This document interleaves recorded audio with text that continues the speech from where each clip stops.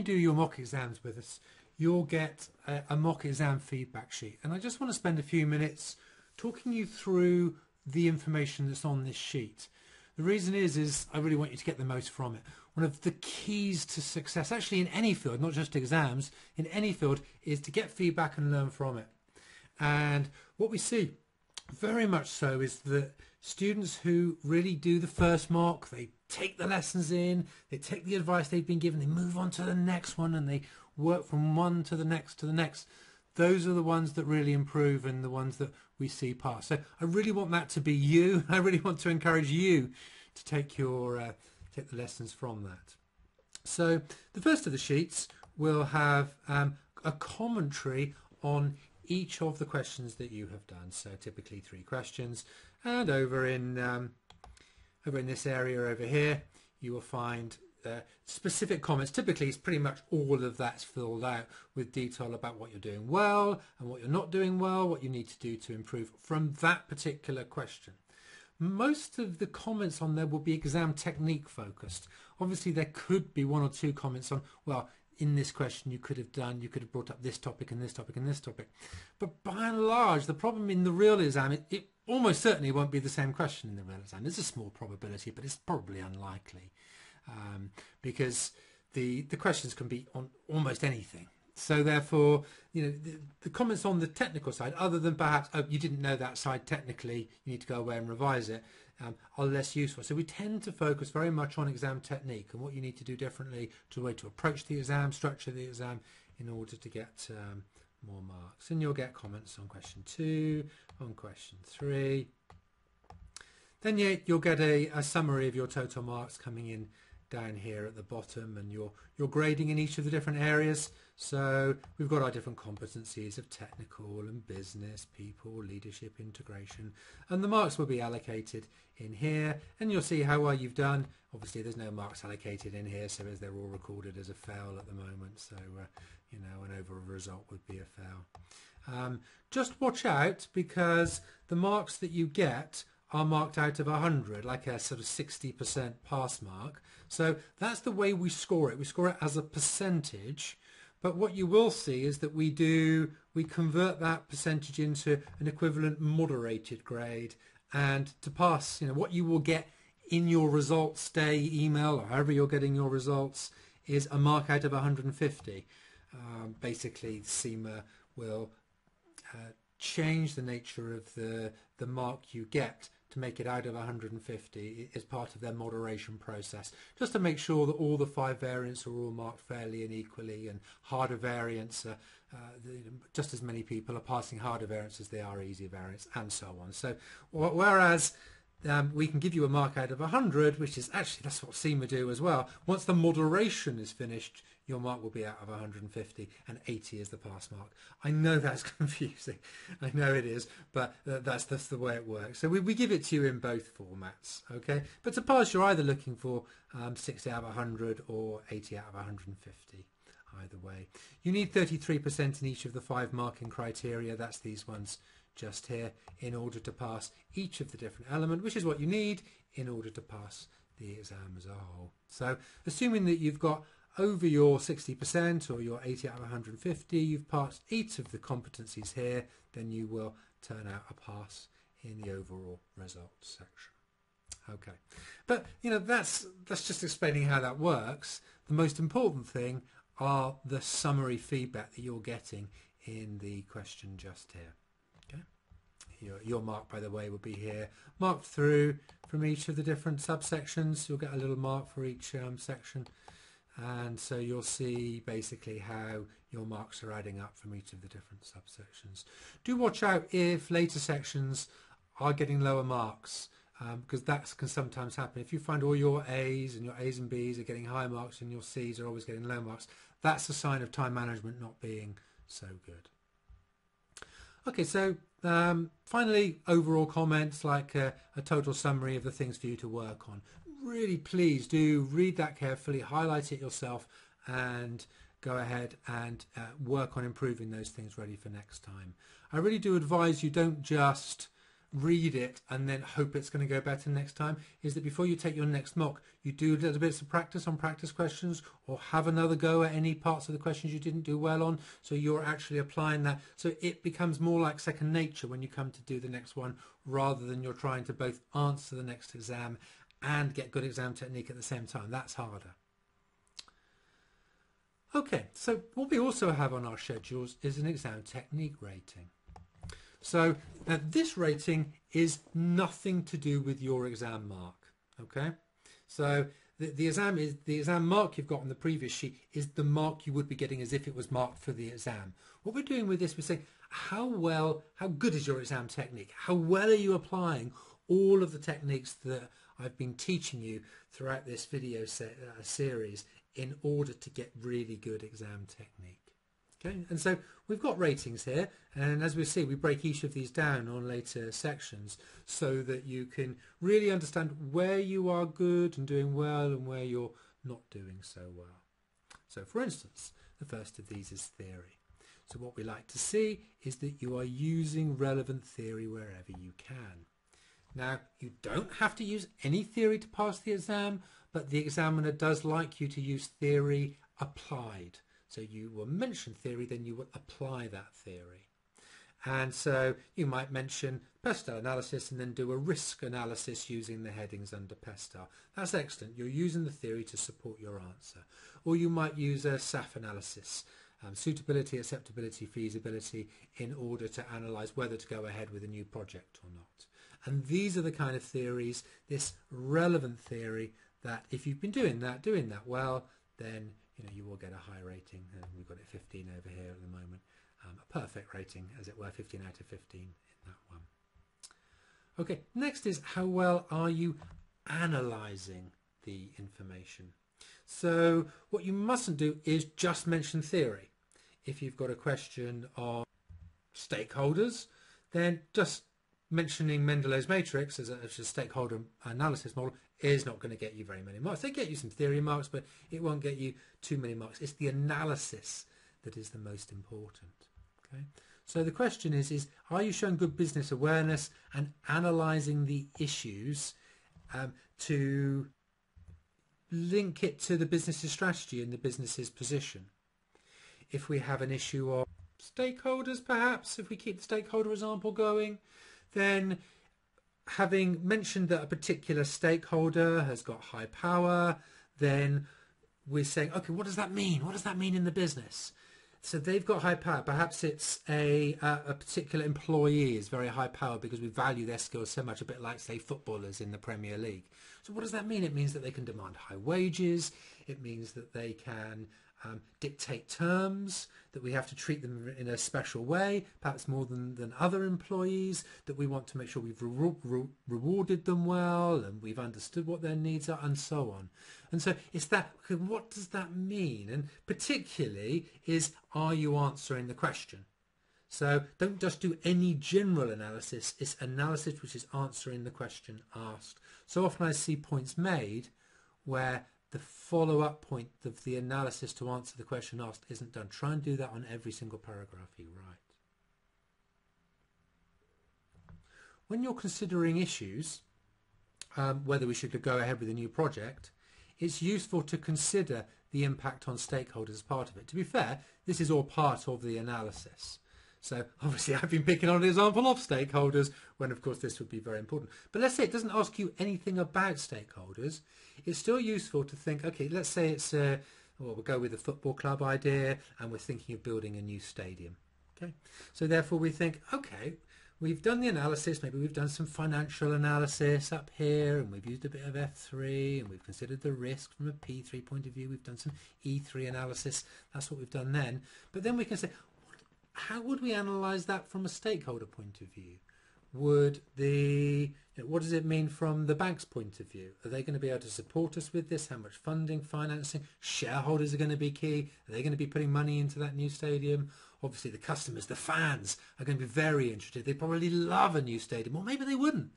Maybe actually they're really happy with the stadium that they've got because there's a fantastic atmosphere there. So considering stakeholders' needs as part of any issue, very, very important. Particularly as in this exam we have a lot of ethical issues and a lot of cultural issues. Just the way the competency matrix is set up, there's a lot of ethical and cultural issues that come up. So continue thinking about what's the impact on stakeholders is a very important way. So as part of your exam technique, are you always considering stakeholders when you're considering different issues? I mean, one big caveat on this, of course, is you must always be answering the question asked. If you're asked a very specific question that's got nothing to do with stakeholders, maybe you don't write anything. But, you know, even then, I don't know, let's say I think of another question. What are the advantages of outsourcing? Well, actually, I can think, well, what are the advantages to the different people and the different stakeholders to outsourcing? Advantages to the existing staff? Well, actually, it might be disadvantages to the existing staff because they'll be out of a job. So you can even start to think about which stakeholders are affected by virtually any question, actually. It's just make sure that the point you make is answering the question asked. You're not doing some kind of random, oh, I'll do a Mendelow's matrix on that one because I always do. That's not going to get you many marks. Okay, as we've seen, the examiner likes recommendations. So the question is are you providing good recommendations at the end of analysis that you do? If you're not specifically asked for recommendations, then a brief recommendation of a couple of paragraphs is typically enough. But it is important that when you're doing recommendations, you're assertive and you're clear. You're saying, this is what I believe, this is the way I think we should go forward because of this, and the because is really critical. We saw when we were looking at the examiner's feedback on a student's script that the examiner was saying, yeah, I'm really pleased they've done a recommendation and they've justified that recommendation. So the examiner wants you to recommend and to say why you're recommending things. Okay, so nice clear recommendations where necessary again. Okay, again, very often you can bring that in on most questions. Finally, have you got good writing skills? Are you using reasonably sized paragraph and lots of headings and writing a reasonably long answer, answering the requirement asked? Are you planning? All the things the examiner is telling us that you should be doing. Is there evidence of a nice balanced script which shows good time management? So we are analysing each of those elements, and you've got a score up here in terms of how well you are doing. And my guess is that you'll probably find that as you do more mock exams from one mock to the next, that you get different scores in each of those. Depending on the nature of the script, you might find that one particular script you didn't get much of a chance for recommendations just because of the nature of the question. But what you're looking at is, on average, where are your weaknesses? Perhaps you've got a weakness in never considering stakeholders. Well, that's always a useful thing to consider. So if that score is low, you can start to build that up in your next script and aim to see improvements in exam technique across these areas. Remember, this is not your final mark, as we say here. Okay, it's not that. This is just a score on how well you're doing on exam technique. Then what you'll find are specific comments on your exam technique as you go through on each of the specific areas. So each of those areas, for instance, if we come up here, you'll notice that the first area up here was theory. There it is. There's 15 marks. And so there'll be 15 marks allocated into broken down sections on theory. So, are you using theory? Primarily from the E3, P3 and F3 exams. Remember, it doesn't have to be from those exams. Most relevant are the E2 theories on people management and leadership that do come up a lot at this particular level. And so then the first one is, are you making reference to the theory? Secondly is, are you describing that theory in the right level of depth? Most likely you don't want to spend more than a paragraph explaining the theory. But on the other hand, you must not assume the recipient knows the theory. If you're writing to your boss and you're talking to them about Mendelow's matrix, well, they probably studied it, but they might not have done. If you're writing to the, could it be the procurement director? It's probably unlikely, or even the managing director or the CEO. They may not have heard of some of the theory. They may not have been to business schools or done professional exams. So you do need to mention what the theory does and how it works, but typically, you want to, it's not a theoretical exam, you want to keep it limited, but you do want to briefly explain what the theory is and why it's relevant in this case. And so you'll get marks there for that. Finally, and most importantly, because this is the examiner's key focus, is only use relevant theory. Okay? And so you must say, this is the theory, this is how I'm using it, and this is the way that I'm going to demonstrate that. If it was a stakeholder question, Mendelow's matrix, of course, well, they've got high power, and because of that we need to keep them close, says the theory. In this case then we keep the footballer close by doing this, regularly meeting them, making sure that their needs are met, meeting with their agent, whatever it might be. Okay. There's then some more specific advice on where you are technically strong theory-wise, or technically weaker, or a suggestion of other theories that could have been useful in a particular exam, depending on which ones were coming up. So a little bit of advice for you and guidance. So there'll be guidance as you go through, and then guidance then at the end. Okay, next we've got the analysis. So we've got 4 lots of ratings on analysis. And this is all about applying the theory to the scenario. Either information at the pre-scene or information that's given to you that's new in the exam on the day of the exam. Okay, so obviously it's not just about the theory, it's about the application of that theory. The next section is how well are you applying your answer to the business's strategy. So of course, as part of the pre-scene analysis, you would have looked into the strategy, or you will have seen our analysis of the strategy. And the question is then, are you relating points back to that strategy and how relevant it is? If it was something like, should we go ahead with outsourcing this project? Then you will always link that back to, okay, well, in our SWOT analysis, we found perhaps a weakness in that particular area, in which case then outsourcing that would overcome that weakness and improve our strategy. Or perhaps we found that there was a particular element of competitive advantage. Maybe we've got that written down in our mission and our objectives to be the best quality provider. But this particular strategy of perhaps we're going to outsource, that means that we start to lose control of a particular area. That means that we're not going to be the highest quality anymore. And we would turn around and say, well, probably overriding from a strategy point of view, let's not go ahead with it. We may save money, but it's not going to be consistent with our strategy and our direction. Okay. And in fact, that links in very much to the generic strategies of cost leadership, differentiation or focus. So again, this is all part of your analysis of an issue. Are you linking it back to the business strategy? We will tell you if we think you are. Okay, and again, this is the whole point of this, is are you constantly linking this back to strategy, because the best scripts do. So that's the businessy side of things, but of course F3 and P3 come into this as well. So the next question is where relevant, are you remembering to use financial analysis, and are you doing risk analysis? Are you remember to analyse the risks there are in a project, or the financial position, the ability to have cash and to fund that? So it's things like funding and the MPV of a project and so on. Okay, key risks on the risk side. So where relevant, are you including those things as well? So you'll notice that we're saying, right, bring in your E3, your F3, your P3, wherever you can to support that analysis. And so obviously all very important.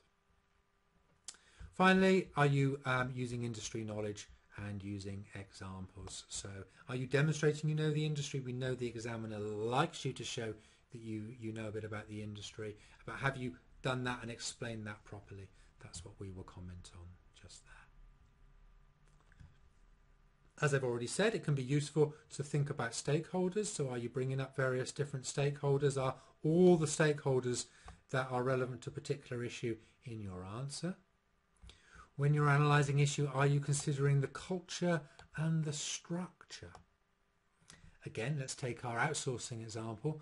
The question is, how would that fit in with the culture? If we've got a very controlling culture, could we trust an outside firm to do something for us, to outsource it? Well, probably not. It might not fit in with our current culture. What's the current structure like? How would a new outsourcing firm fit into that structure? How would they get information about the company? Would we have to get rid of part of the structure because we're outsourcing it? So the question is then is, how does a particular issue fit into the culture, and is that appropriate? You know, what we're seeing more and more as we go through all of these points are all of the keys that during the planning phase you would have hopefully gone through in your mind and in your plan. Have I considered this and this and this? Have I considered culture and stakeholders? And have I considered the E3, the B3, the F3, i.e. the finance, the risk and the business strategy.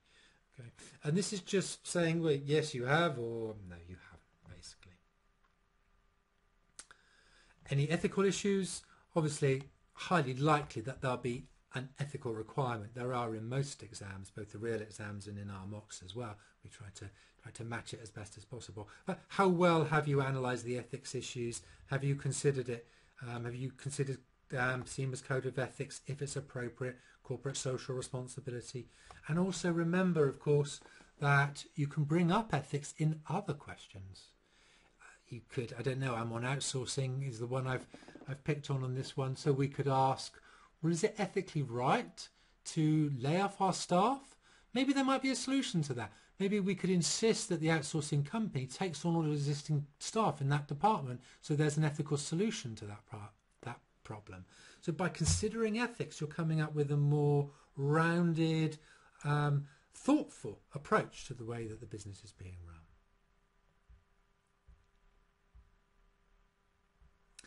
Okay, logical recommendations. Where relevant, and it's not always relevant, have you considered a range of options? So maybe we could outsource, maybe we could do it in-house, maybe there's a couple of different outsourcing firms that we could consider, or we could outsource a bit of it rather than all of it. So considering those different options if you're making a strategic decision is very important. Are you doing that, basically, is what we're saying. Nice, bold, clear recommendations that are appropriate to the company.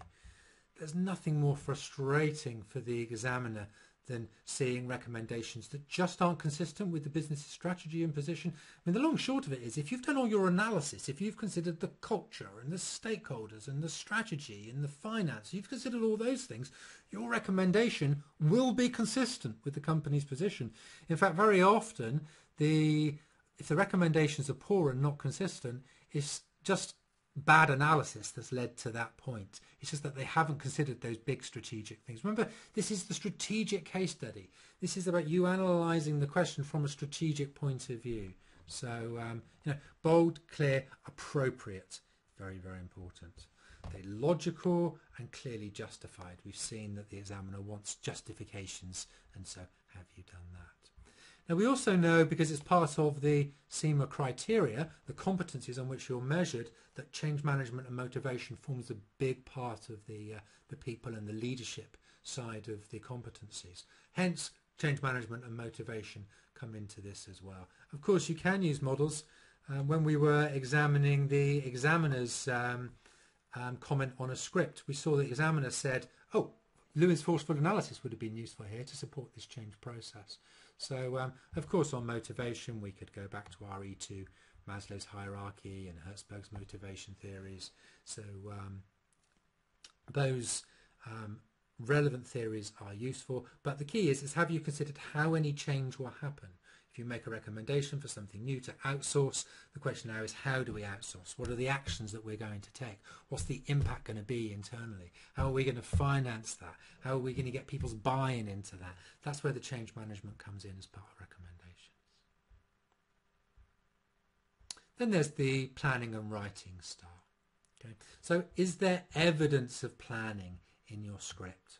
Is there an evidence of a structure coming out of your script with good points that have considered? You can see how the links come in, because actually if you've done a good plan using the planning structure that I've taught you, then you will have all of these other points considered. You would have done your recommendations, you would have considered change management, you would have considered ethics, which is the one up here, and so on, wouldn't you? So all of these things do go together, but it's useful. We don't have to see your plan, and certainly if you are planning into your answer and then copying your plan across to your answer, which is a quick way of planning, then we might not expect to see your plan. So you don't have to see it. It's just, are we looking for evidence of it? The examiner regularly says, not seeing any evidence of planning. It's not that she's not seeing the plan, it's just she's not seeing the structure, and she's not seeing a link through to strategy or the pre-scene. Okay, so next is a full and balanced script. This actually comes back down to time management. So obviously each of your sections is managed for you, but are you balancing your time between different sections? There will be a comment. Extremely important in terms of passing the exam, as you know by this stage. Okay. Are you addressing the requirement every time? that you make a point. So the examiner's big bugbear is people not answering the question asked. And so identifying that requirement, addressing that requirement when you make a point, again, we'll be pointing that out whether we think you are. So obviously incredibly important that works. Are you using headings appropriately? Short paragraphs, 4 to 6 lines. Are you writing enough to pass? As you can see, this gives us the highest rating of 30 here. So that summary actually is almost a little summary of everything you need to do to pass this exam. All of our videos up to this point have led up to all of those points there. And that's what we're trying to do when we're marking your scripts. We're trying to say, are you doing all of those things? And, there is a lot there, isn't there? There's so many things to remember to do. You won't get that right first time. This is why by practicing mock after mock after mock, by the time you've got to the mocks just before the exam, you will be getting those things. And if you're getting those things, honestly, you're going to sail through the exam, because most people in the real exam are not getting most of those things in. Just looking at the CIMA script, back on the examiner's CIMA script analysis, actually it was a pretty good script, but we could have gone through this and we could have picked it out on a lot of issues actually coming in here. There wasn't very much theory in that CIMA's examiner's script. Actually, the analysis was pretty good. I don't remember stakeholders being commented on very much. I don't remember there being too much on recommendations. In fact, the examiner, no, that's unfair. There was one recommendation where the examiner actually said that it was well justified, and that was a good thing. There was a reasonably good writing style, but the examiner picked up on lack of headings. So certainly that script didn't hit all these elements, but was still a clear pass in the examiner's mind. So remember, you don't have to be perfect. The more of these things you can incorporate into your script, the better. Okay, so that is our mock marking. Just to reiterate, finally, the comments that you get in the commentary section here are the most important things for you to make sure you incorporate into the next script. Do work on those points, ready for the next time you do your mock, so that then you are ready to do better from mock to mock to mock as you move towards passing the exam.